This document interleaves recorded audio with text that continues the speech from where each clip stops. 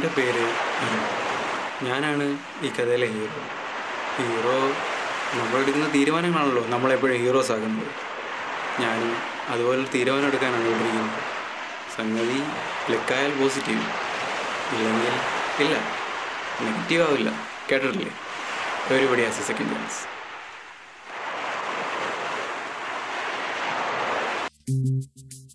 കഥ ഒരു 2-2.5 കൊല്ലം പിന്നിലേക്ക് പോകണം.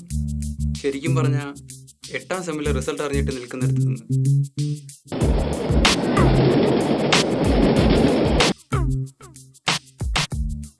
ഇത് പുട്ട്, സോറി, ശരിക്കുള്ള പേര് രവി. പക്ഷേ അവൻ്റെ അച്ഛനും അമ്മയ്ക്കും പോലും ഇപ്പോൾ ആ പേര് ഓർമ്മയില്ല. ഇത് ജോയൽ, കൂട്ടത്തിലെ കാശുകാരൻ, എന്നാ പരമ നക്കിയും.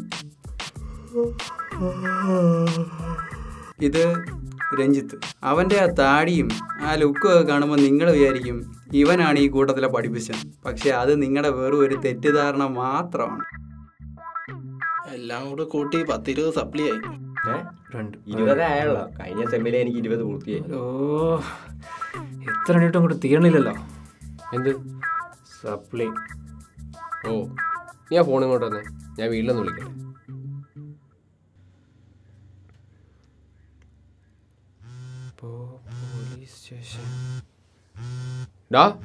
പോലീസ് സ്റ്റേഷനിൽ വനിതാ പോലീസിന്റെ മൂക്ക് പൂടുത്തപ്പോഴേ എനിക്ക് തോന്നി പണി പാളുവന്നു. ആ അമ്മേ, ആ വീട്ടിലെ നമ്പറിന് ആ പോലീസ് സ്റ്റേഷനിൽ അടിച്ചിട്ട്.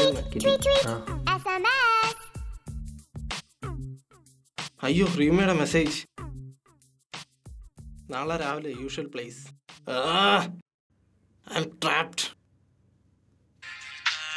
4 എണ്ണം പോയി. എന്താ നിന്റെ ഉദ്ദേശം? ഡോസ് ഇന്ത്യക്കാനെ കിട്ടുമെന്നാ തോന്നുന്നേ.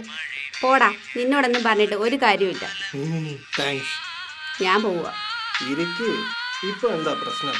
സപ്ലി അത് എഴുതിയെടുത്താൽ തീർന്നില്ലേ? കഴിഞ്ഞ 2 തവണയും നീ ഇത് തന്നെയാ പറഞ്ഞത്. അത് കഴിഞ്ഞ സെമ്മിലല്ലേ, അത് കഴിഞ്ഞു പോയില്ലേ, ഇനി അത് വിട്ടാരെ. നിനക്ക് കുറച്ചെങ്കിലും സീരിയസ്നെസ് ഉണ്ടോ? ബിടെക് കഴിഞ്ഞു, സപ്ലി ഒന്നും നീ ഇതുവരെ എഴുതിയെടുത്തിട്ടില്ല. നമ്മുടെ ഫ്യൂച്ചറിനെ പറ്റി നിനക്ക് എന്തെങ്കിലും ചിന്തയുണ്ടോ? ഇപ്പോൾ തന്നെ എനിക്ക് ഒരുപാട് പ്രപ്പോസൽ വന്നു തുടങ്ങി. ഇനിയെങ്കിലും നീ ഒന്ന് സീരിയസ് ആവൂ.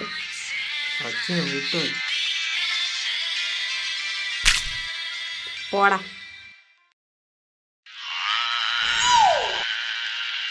അടുത്ത സെമ്മിൽ ഞാൻ എല്ലാം എഴുതിയെടുക്കും.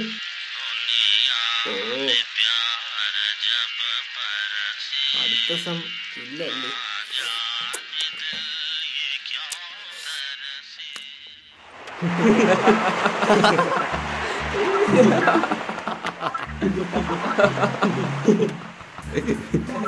എന്നിട്ട് നീ സപ്ലൈ എഴുതിയെടുക്കാൻ തീരുമാനിച്ചു? ഒന്ന് നിർത്തടാ അളിയാ, വിഷമിക്കണ്ടടാ.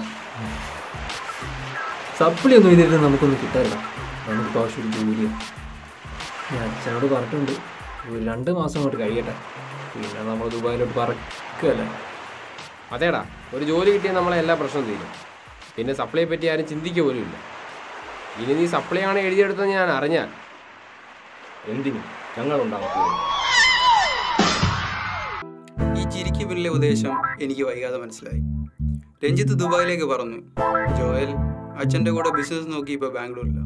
പിന്നെ പുട്ട് ജീവനോടെ ഉണ്ടോ, ആരെല്ലാം തല്ലിക്കൊന്നോ ഒരു പിടിയുമില്ല. ഇനി എന്ത് ചെയ്യണമെന്നറിയാതെ പല്ലിൻ്റെ ഇടയും കുത്തിയിരിക്കുമ്പോഴാണ് മാമൻ്റെ വിളി. മാമൻ്റെ പരിചയത്തിലുള്ളൊരു കമ്പനിയിൽ എനിക്ക് ജോലി ശരിയായെന്നും പറഞ്ഞു. പണ്ടേ ഒരലവലാതെയാണെങ്കിലും മാമനല്ലേ, ഒന്ന് പോയി നോക്കാമെന്ന് കരുതി.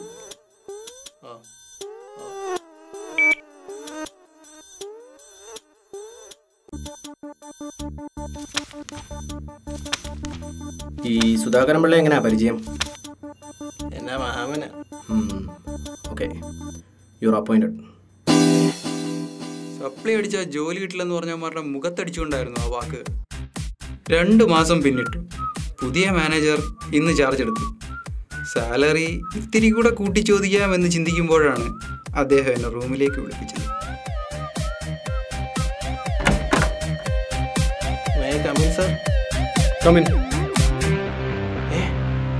അജി സാമുൽ, പ്രിയമേട ചേട്ടൻ. അയ്യോ.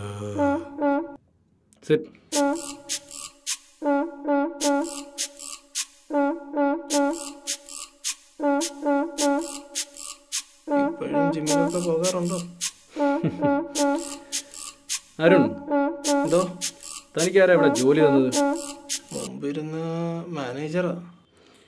22 സപ്ലൈ ഉള്ള തനിക്ക് മാനേജർ ജോലി തന്നു? എങ്ങനെ? മാനേജറിനെ പരിചയം ഉണ്ടായിരുന്നു. ഓ, എന്നാലൊരു കാര്യം ചെയ്യും, ആ മാനേജറോട് തന്നെ പറ ജോലി തരാൻ. You are dismissed. Sir, BTech പാസ്സുകാർക്ക് ഇവിടെ ജോലിയില്ല, പിന്നെ 22 സപ്ലൈ ഉള്ള നിനക്ക് ഇവിടെ ജോലി. Out out.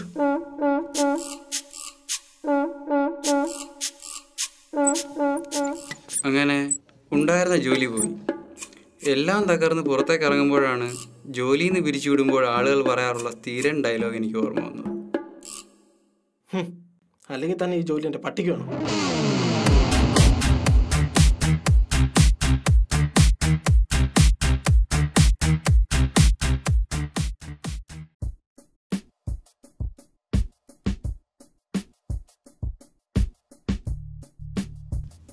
ഇനിയിപ്പോ എന്ത് ചെയ്യും?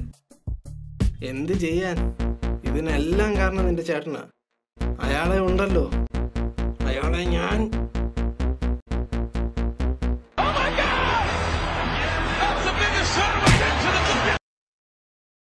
എൻ്റെ ചേട്ടൻ ബ്ലാക്ക് ബെൽറ്റാ.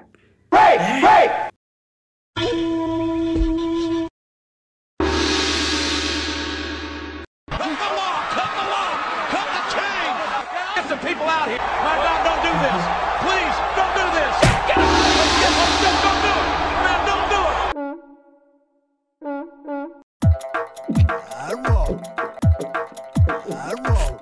ഞാനൊരു കാര്യം പറയട്ടെ.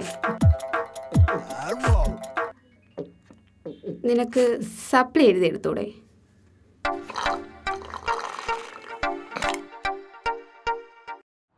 എല്ലാം കൊണ്ടും പണി കിട്ടി. ഇനി എന്തെന്നറിയാൻ വയ്യാതെ നിൽക്കുമ്പോഴാണ് ദേവദൂതനെ പോലെ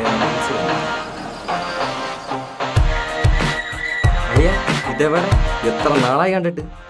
ഓ, എന്ത് പറയാനാ അളിയ. ഉണ്ടായിരുന്ന ജോലിയും പോയി, ഇപ്പോൾ ഒരു പണിയുമില്ല, തേരാപ്പാര നടക്കുക. നീ വാ, വണ്ടി കയറി.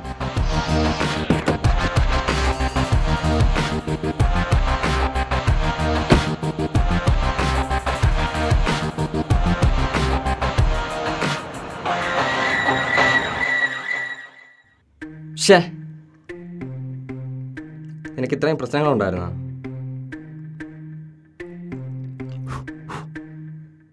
ഞാൻ ഇപ്പം സിംഗപ്പൂരിലാണ്. ഞങ്ങളവിടെ തുടങ്ങിയ ബിസിനസ്സിൻ്റെ ഒരു ബ്രാഞ്ച് ഇവിടെ കേരളത്തിൽ തുടങ്ങാനാണ് ഞാൻ വന്നത്. നിനക്ക് താല്പര്യമുണ്ടെങ്കിൽ എൻ്റെ കൂടെ കൂടാം. എന്തു പറയുന്നു? ആ, ബഡ്ജറ്റിൻ്റെ കാര്യമൊക്കെ ഞാൻ നോക്കിയോളാം. ഓ, നീയാണടാ കൂട്ടുകാരൻ. അങ്ങനെ ജോയലിൻ്റെ സഹായത്തോടുകൂടി ഞങ്ങൾ ബിസിനസ് സ്റ്റാർട്ട് ചെയ്തു.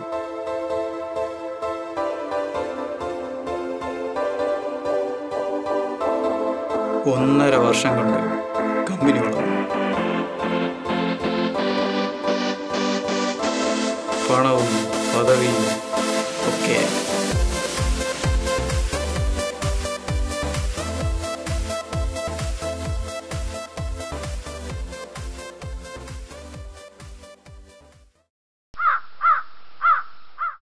വാടകയ്ക്കെടുത്ത പുതിയ വീട്ടിൽ കോട്ടുമായിട്ട് കിടന്നുറങ്ങുമ്പോഴാണ് ഇടിവെട്ട് പോലെ ആ പണി വന്നത്.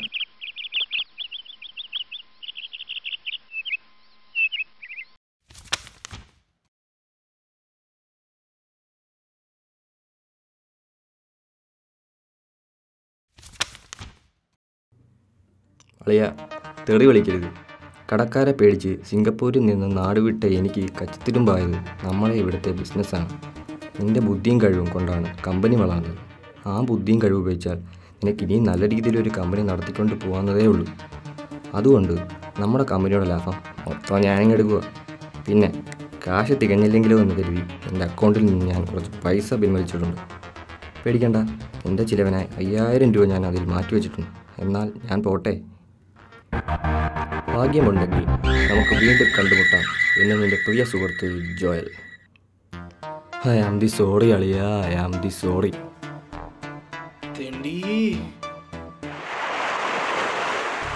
വരാനുള്ളത് വഴി തങ്ങില്ലെന്ന് പറയുന്നത് വെറുതെ അല്ല. ഇടി വെട്ടിയവന് പാമ്പ് അടിച്ചു എന്ന് പറയുന്ന പോലെയായിരുന്നു റീമയുടെ വീട്.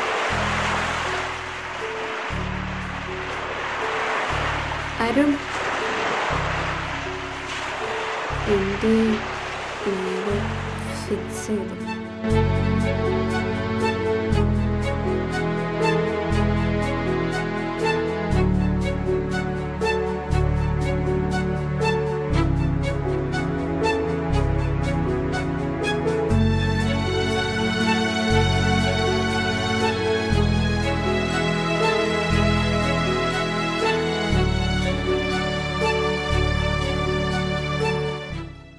ഇനി എന്ത് ചെയ്യും? ഒരു പിടിയും കിട്ടുന്നില്ല. എങ്കിൽ പിടി കിട്ടുന്നവരെ ഇവിടെ ഇരുന്ന് ആലോചിക്കും. ഞാൻ പോവുക.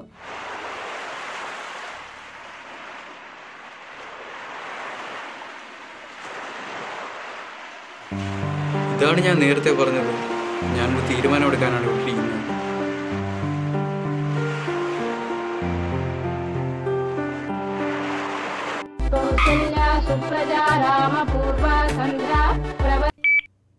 ഹലോ, നമുക്ക് ഒളിച്ചോടിയാലോ? അത് ഓടാം.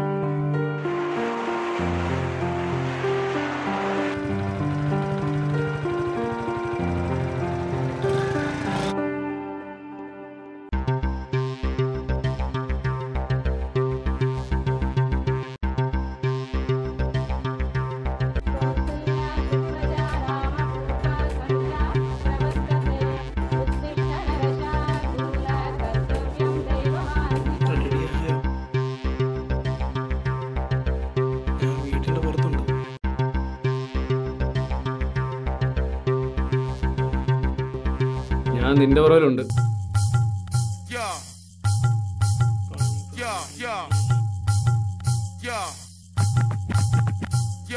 നീ വണ്ടി എടു.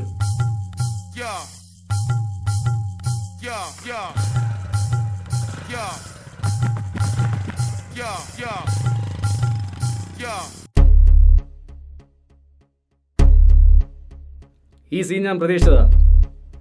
ഒരു പെണ്ണിന്റെ കല്യാണമായെന്ന് കേൾക്കുമ്പോഴേ ഓരോരുത്തന്മാർ ഇറങ്ങിക്കോളും ബാഗും എടുത്തുകൊണ്ട്. വീട്ടിൽ പോടാ. ചേട്ടാ, 5 വർഷത്തെ പ്രണയമാണ്. അത് പെട്ടെന്ന് ഇട്ടേച്ച് പോകാൻ പറ്റില്ല ചേട്ടാ.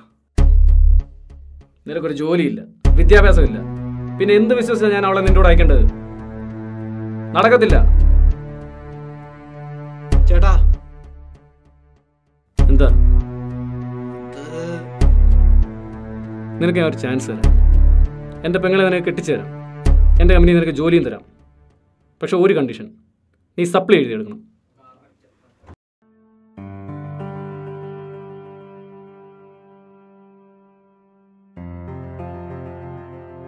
സപ്ലൈ എഴുതിയെടുക്കുമ്പോഴത്തേക്കും താടി നനയ്ക്കും. അത് ശരിയാകില്ല.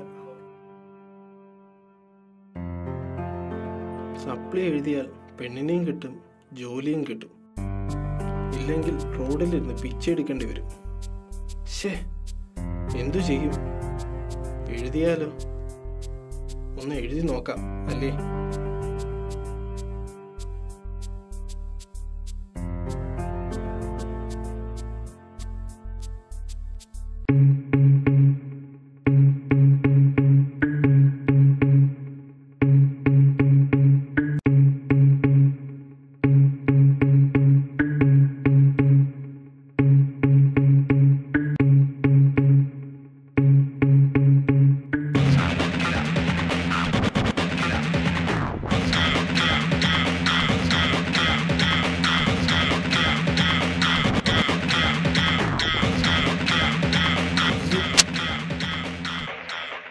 വലിയ ഷോയും കാണിച്ച് ബുക്കെടുത്തെറിഞ്ഞത് വന്ന് വീണത് അച്ഛൻ്റെ മുഖത്താണ്. എൻ്റെ നിപ്പും ടേബിളിലെ ബുക്കും കണ്ടപ്പോൾ അച്ഛന് കാര്യം പിടികിട്ടി. അങ്ങനെ 2.5 കൊല്ലം സപ്ലിക്കുള്ള കാര്യം വീട്ടിൽ മറച്ചു വെച്ച സൽപുത്രനായി. പിന്നത്തെ സ്നേഹപ്രകടനങ്ങൾ പറയാതിരിക്കുന്നതാണ് നല്ലത്. പഴയ ഫുട്ബോൾ കളിക്കാരനാണ് അച്ഛനെന്ന് അമ്മ പറയാറുള്ളത് ഞാൻ വിശ്വസിച്ചത് അന്ന് ഇറങ്ങണ പുറത്തെന്നും പറഞ്ഞ് അച്ഛൻ ചവിട്ടിലൂടെയാണ്. എന്നിട്ട് ഗോഡ് ഫാദർ സിനിമയിലെ 500 പോലെ ഒരു ഒറ്റ ഡയലോഗ്, സപ്ലി എഴുതിയാൽ അകത്ത്, ഇല്ലെങ്കിൽ പുറത്ത്. എനിക്ക് സപ്ലി എഴുതി ജീവിക്കേണ്ട ഒരാവശ്യമില്ല, പിന്നെ പട്ടിണി കിടന്ന് ചാവണ്ടല്ലോ എന്ന് കരുതിയിട്ടാ. Sir paper.